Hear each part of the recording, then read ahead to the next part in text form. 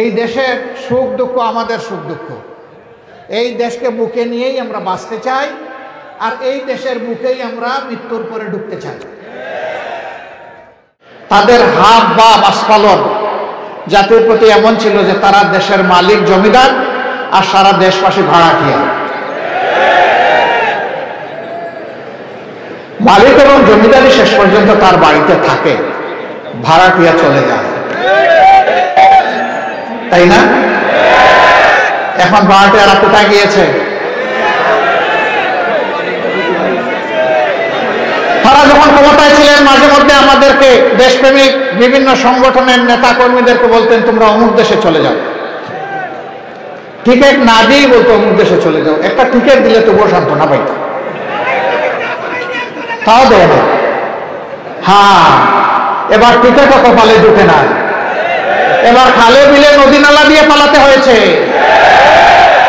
কেন পালাতে হলো?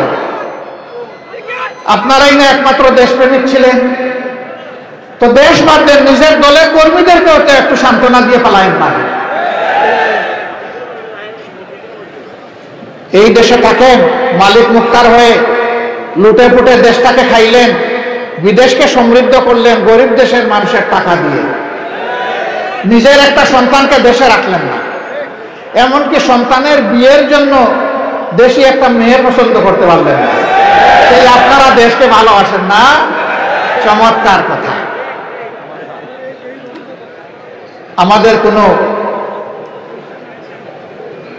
বিকল্প বাড়ি নাই, আল্লাহ তাআলা এই দেশে আমাদেরকে পয়দা করেছেন, এই দেশ নিয়ে আমরা গর্বিত, আলহামদুলিল্লাহ।